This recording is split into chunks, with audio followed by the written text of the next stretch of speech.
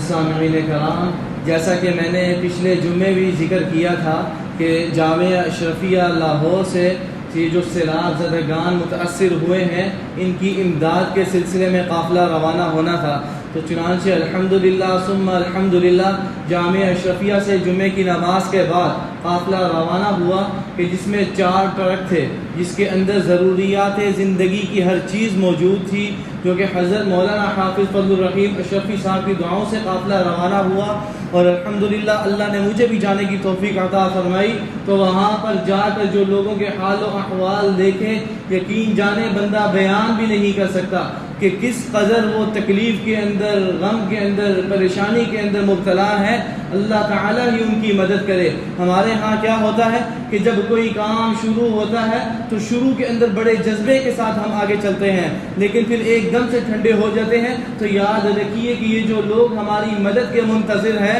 یہ سلسلہ مزید چلتا رہنا چاہیے۔ ایسا نہ ہو کہ شروع کے اندر تو ہم بڑے جذبے کے ساتھ آگے بڑھیں، لیکن بعد کے اندر ہم لوگ جو ہیں وہ سستی کا شکار ہو جائیں۔ تو یاد رکھیں کہ یہ جو اللہ تعالیٰ نے ہمیں اسلام جیسی عظیم الشان نعمت عطا فرمائی، اس پر اللہ تعالیٰ کا شکر ہے، فضل ہے، احسان ہے کہ اللہ نے اتنی عظیم الشان نعمت ہمیں عطا فرمائی۔ یاد رکھیے کہ اسلام کے علاوہ کوئی لوگوں کی کس قدر ہی مدد کیوں نہ کرے، لیکن آخرت میں اس کا کوئی بھی حصہ نہیں ہوگا۔ اسی کو قرآن مجید میں اللہ تعالیٰ نے فرمایا کہ وَمَن يَبْتَغِ غَيْرَ الْإِسْلَامِ دِينًا فَلَن يُقْبَلَ مِنْهُ، کہ جو اسلام کے علاوہ کسی اور راستے کو تلاش کرے گا، کسی اور راستے پر چل کر اللہ کی بارگاہ میں پہنچے گا، تو اللہ تعالیٰ نے قرآن مجید میں فرمایا کہ فَلَن يُقْبَلَ مِنْهُ، کہ اس عمل کو اللہ تعالیٰ آخرت میں قبول نہیں کریں گے۔ اور پھر نتیجہ کیا ہے؟ وَهُوَ فِي الْآخِرَةِ مِنَ الْخَاسِرِينَ، آخرت میں وہ بندہ جو ہے وہ نقصان اٹھانے والوں میں سے ہوگا۔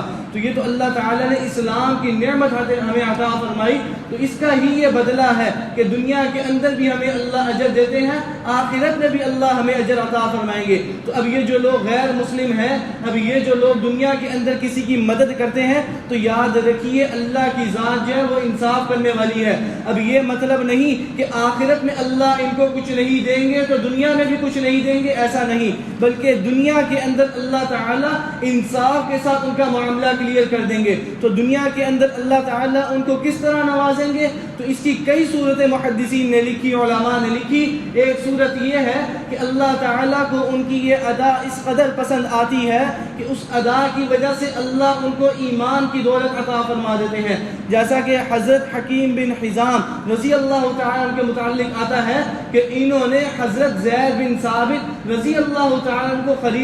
خریدنے کے بعد انہوں نے حضرت خدیجہ رضی اللہ تعالیٰ عنہ کے سپرد کر دیا، ان کو تحفے میں دے دیا، ہبے میں دے دیا۔ تو ان کی یہ ادا اللہ کو اتنی پسند آئی کہ جب فتح مکہ ہوا تو اس موقع پر اللہ نے انہیں اسلام کی دولت عطا فرمائی، اور فتح مکہ کے موقع پر انہوں نے اسلام قبول کیا۔ تو اسلام لانے سے پہلے بھی یہ مخیر تھے، یعنی خیر کے کاموں میں بڑھ چڑھ کر حصہ لیتے تھے، تو اسی لیے اللہ نے انہیں اسلام کی دولت عطا فرما دی۔ تو یہاں تک لکھا ہے کہ ایک ہی وقت میں 100 غلام آزاد کر دیا کرتے تھے، 100 سواریاں فقیروں کو دے دیا کرتے تھے۔ اور جب یہ اسلام لے کر آئے، اسلام لانے کی خوشی کے اندر بھی ان کا یہی عمل تھا کہ 100 سواریاں انہوں نے اللہ کے راستے میں دے دی اور 100 غلام جو ہے انہیں آزاد کر دیا۔ تو اسلام لانے کی خوشی کے اندر بھی انہوں نے یہی معاملہ کیا۔ اور کتابوں کے اندر لکھا ہے کہ یہ وہ صحابی ہیں کہ جنہوں نے حلال اور حرام کے متعلق نبی علیہ السلام سے بہت زیادہ سوالات کیے، اور ان کے جوابات جو نبی علیہ السلام نے دیے اس کے اندر بھی امت کے لیے آسانی کر دی گئی۔ اور تجارت کے متعلق انہوں نے جس قدر نبی علیہ السلام سے سوالات کیے، کسی نے بھی اس قدر سوالات نہیں کیے۔ یعنی تجارت کے معاملات میں بھی سب سے زیادہ جس صحابی نے نبی علیہ السلام سے دریافت کیا تھا وہ یہی حضرت حکیم بن حزام رضی اللہ تعالیٰ عنہ تھے۔ تو جب یہ اسلام لے کر آئے، انہوں نے اسلام قبول کیا، تو نبی علیہ السلام سے انہوں نے پوچھا کہ یا رسول اللہ، اب تو میں نے اسلام قبول کر لیا، لیکن اسلام لانے سے پہلے بھی میں نیک اعمال کیا کرتا تھا، تو میرے ان نیک اعمال کا کیا ہوگا؟ یعنی مجھے آخرت میں ان کا بھی اجر ملے گا یا نہیں ملے گا؟ تو اس موقع پر نبی علیہ السلام نے ان سے فرمایا کہ اے حکیم بن حزام، انہی اعمال کی بدولت تو اللہ نے تمہیں اسلام قبول کروایا، یعنی تمہارے وہی اعمال اللہ کو اس قدر پسند آئے کہ انہی اعمال کی بدولت اللہ تعالی نے ایمان کی، اسلام جیسی عظیم الشان نعمت تمہیں عطا فرما دی۔ تو پہلی صورت کیا ہے کہ اگر غیر مسلم کوئی اس طرح کے کام کرتا ہے تو اللہ اس کو ایمان جیسی نعمت عطا فرما دیتے ہیں۔ دوسری صورت اللہ کے نوازنے کی کیا ہے کہ اگر کوئی اس پر مصیبت آنے والی ہو،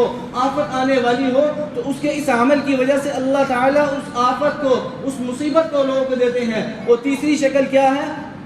کہ اللہ تعالیٰ دنیا کے اندر اس کا ذکر جو ہے وہ لوگوں کے اندر رائج کر دیتے ہیں، اس کو مشہور کر دیتے ہیں۔ تو جب اس کا ذکر زیادہ ہوتا ہے تو اس کے دل کو تسکین اور سکون ملتا ہے، تو اس انداز سے بھی اللہ تعالیٰ کرتے ہیں۔ اور چوتھی صورت کیا ہے کہ دنیاوی اسباب کے اندر اللہ تعالیٰ اس کو رزق کی بھی فراوانی دے دیتے ہیں، مال کی بھی فراوانی دے دیتے ہیں۔ تو مطلب کیا ہے کہ دنیا کے اندر اللہ تعالیٰ اس کے معاملات کلیئر کر دیتے ہیں، اور آخرت میں پھر اس کا کوئی حصہ نہیں ہوتا۔ لیکن ایمان والوں کا معاملہ تو ہے ہی الگ کہ دنیا کے اندر بھی اللہ تعالیٰ انہیں نوازتے ہیں، اور آخرت میں بھی اللہ تعالیٰ انہیں اجر عطا فرماتے ہیں۔ نہ صرف اجر عطا فرماتے ہیں بلکہ مشکات شریف کی روایت کے اندر آتا ہے کہ جس کے راوی حضرت ابو ہریرہ رضی اللہ تعالی عنہ، جو کہ حدیث کے سب سے بڑے راوی ہیں، وہ روایت کرتے ہیں کہ اللہ کے نبی صلی اللہ علیہ وسلم نے ارشاد فرمایا کہ جب بندہ اپنے اسلام کو اچھے طریقے سے کرتا ہے،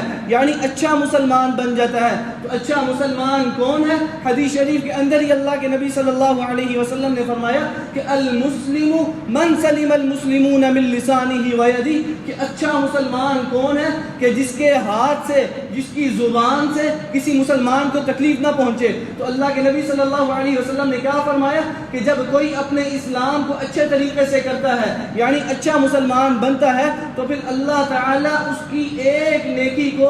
10 سے لے کر 700 گنا تک بڑھا دیتے ہیں۔ قرآن مجید میں اللہ نے فرمایا نا کہ من جاء بالحسنہ فلہ عشر امثالھا، کہ اگر کوئی ایک نیکی کرے گا تو اللہ تعالیٰ اس ایک نیکی کو 10 گنا بڑھا دیتے ہیں۔ تو حدیث شریف کے اندر حضرت ابو ہریرہ کیا فرما رہے ہیں کہ اللہ کے نبی نے کیا فرمایا کہ اس 10 گنا سے بھی بڑھا چڑھا کر اللہ تعالیٰ 700 گنا تک بڑھا دیتے ہیں۔ تو سبحان اللہ، کس قدر اللہ تعالیٰ رحم کرنے والے ہیں۔ اور یہ بھی کم از کم درجہ ہے، یہ بھی کم از کم درجہ ہے، زیادہ سے زیادہ کی کوئی حد نہیں۔ کیوں؟ اس لیے کہ قرآن مجید کے اندر اللہ نے فرمایا کہ واللہ یضاعف لمن یشاء، جس عمل کے اندر جتنا اخلاص ہوگا اللہ اپنی شان کے مطابق اس عمل کو بڑھاتے چلے جائیں گے، یعنی اتنا بڑھائیں گے کہ ہماری ذہنوں کے اندر بھی اس کی جو حد ہے وہ نہیں آ سکتی۔ تو اللہ اپنی شان بڑھاتے ہیں۔ تو یہ ایمان والوں کا معاملہ ہے کہ دنیا کے اندر بھی اللہ نوازیں گے، آخرت میں بھی نوازیں گے۔ اب یہ دیکھیں نا کہ کفار کہ جن کو صرف دنیا کے اندر ملے گا، تو دنیا کے اندر ملنے کی وجہ سے وہ ان خیرات کے اندر، ان کاموں کے اندر بڑھ چڑھ کر حصہ لیتے ہیں۔ کیوں؟ تاکہ دنیا کے اندر ہی ان کو نوازا جائے۔ لیکن ایمان والے نہ صرف دنیا میں بلکہ آخرت میں بھی اللہ نوازیں گے، لیکن اس کے باوجود یہ سستی کا شکار ہیں، غفلت کا شکار ہیں۔ تو اللہ تعالیٰ اس سستی سے، اس غفلت سے ہمیں جگائے، اور بڑھ چڑھ کر یہ جو ہمارے بھائی ہیں، ہماری مدد کے منتظر ہیں، اللہ تعالیٰ ہمیں بڑھ چڑھ کر اس میں حصہ لینے کی توفیق عطا فرمائے۔ یاد رکھیے یہ جو ہم لوگ دیتے ہیں نا کہ یہ نیسلے کے پانی، برانڈڈ پانی، تو ان کی بھی دینے کی ضرورت نہیں۔ آپ بوتل لیں، بوتل کے اندر صاف پانی بڑھیں، صاف پانی بڑھنے کے بعد یہ جہاں پر یہ فنڈ اکٹھا ہو رہا ہے وہاں پر جمع کریں۔ ضروری نہیں ہے کہ برانڈڈ چیزیں ہی آپ جمع کرائیں، صاف پینے کی چیزیں بھی آپ جمع کرائیں گے، اس کا اجر بھی اللہ تعالیٰ عطا فرمائیں گے۔ وہ جیسا کہ پہلے بھی میں نے حدیث ذکر کی کہ نبی علیہ السلام نے کیا فرمایا کہ اتقوا النار ولو بشق تمرہ، کہ جہنم کی آگ سے بچو اگرچہ کھجور کی گٹلی کے دانے کے برابر ہی کیوں نہ ہو، یعنی اتنا بھی اللہ توفیق دے، بڑھ چڑھ کر حصہ لے۔ تو یہی ادا اللہ کو اتنی پسند آئے گی، جیسا کہ پہلے بھی میں نے ذکر کیا کہ بخاری شریف کی روایت کے اندر آتا ہے کہ ایک شخص پیاسے کتے کی پیاس بجھاتا ہے، تو اس کے پیاس بجھانے کی وجہ سے اللہ اس کی مغفرت کر دیتے ہیں۔ تو جب کتے کی پیاس بجھائی اللہ نے اس کی مغفرت کر دی۔ یہ تو اشرف المخلوقات انسان ہے، پھر نبی علیہ السلام کے امتی ہیں، پھر کلمہ گو ہیں، تو جو ان کی پریشانی میں، غم میں، دکھ میں، بھوک میں پیاس میں ان کا مداوع کرے گا، ان کا سہارا بننے کی کوشش کرے گا، تو اللہ کو کس قدر عزیز ہوگا اس کا اندازہ بھی نہیں لگا سکتے۔ اب یاد رکھیے نا کہ اچھا مسلمان بننے کا مطلب کیا ہے، کہ ہمارے حکمران جو ہیں تو وہ ایسے ہوا کرتے تھے کہ اگر ان کی رعایا کے اندر کوئی بھوک سے مرے، کوئی پیاس سے مرے، تو وہ اپنے آپ کو مجرم سمجھتے تھے، مجرم قرار دیتے تھے۔ لیکن ابھی پچھلے جمعے کے اندر، پچھلے ہفتے کے اندر یہ خبر آئی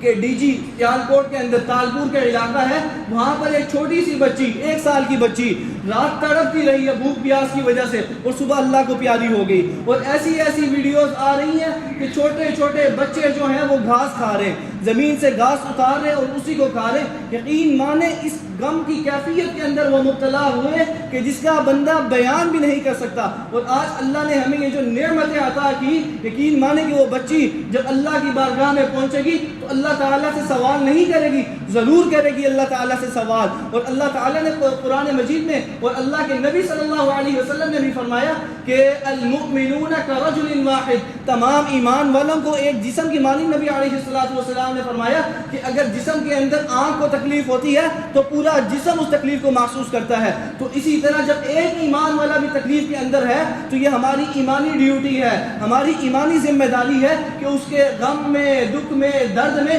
ہم جس قدر ہو سکے بڑھ چڑھ کر حصہ لیں، تو اللہ تعالی ہمیں حصہ لینے کی بھی توفیق عطا فرمائے۔ اور ہمارے ہاں اس طرح ہوتا ہے کہ جو حصہ لیتے ہیں، مال دیتے ہیں، تو مال پہنچایا نہیں جاتا، اگر پہنچایا بھی جائے تو اس قدر ذلت کے ساتھ پہنچاتے ہیں کہ جس کا تصور بھی بندہ نہیں کر سکتا۔ مکمل طور پر فوٹو شوٹ کرتے ہیں، ایک چیز دیتے ہیں، 4 اینگل سے تصویریں لیتے ہیں کہ کسی نہ کسی اینگل سے اچھی آ جائے گی، اور پھر اسی تصویر کو اپلوڈ بھی کر دیتے ہیں۔ تو یاد رکھیے کہ یہ جو لوگ لے رہے ہیں تو کچھ عرصہ پہلے یہ بھی دینے والوں میں سے ہوا کرتے تھے، ان کے پاس بھی مال و دولت ہوا کرتا تھا، اللہ نے انہیں بھی یہ چیزیں عطا فرمائی تھی، لیکن اس وقت وہ آزمائش کے اندر ہیں، ان کی اس آزمائش کا ناجائز فائدہ نہ اٹھایا جائے۔ ابھی جیسا کہ میں نے بھی ذکر کیا کہ پچھلے جمعے میں جامعہ اشرفیہ کی طرف سے قافلہ روانہ ہوا، تو وہاں پر جب ان کے درمیان مال تقسیم کر رہے تھے تو ایک شخص آیا، بڑی عاجزی کے ساتھ آیا، دونوں ہاتھوں سے آ کر اس نے مجھے سلام کیا، اور جس طرح بندہ عاجزی کے اندر جھکتا ہے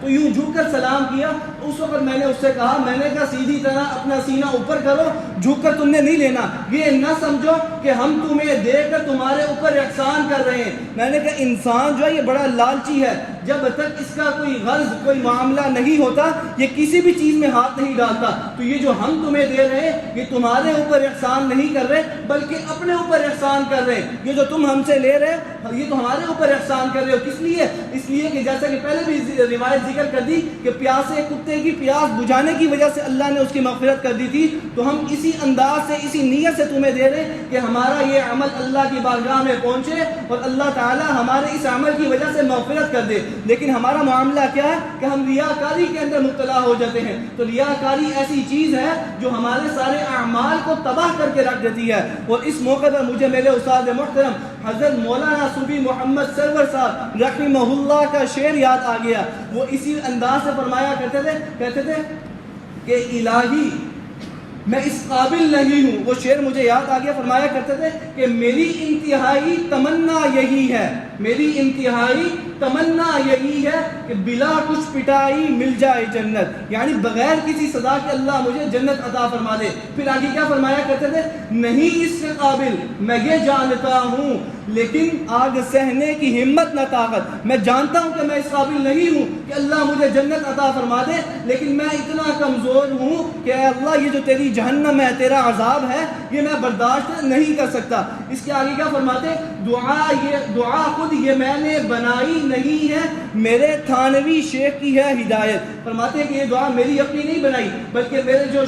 شیخ ہیں حضرت تھانوی رحمہ اللہ، ان کی طرف سے یہ مجھے نصیحت کی گئی تھی کہ دعا یہ خود میں نے بنائی نہیں ہے، میرے تھانوی شیخ کی ہے ہدایت۔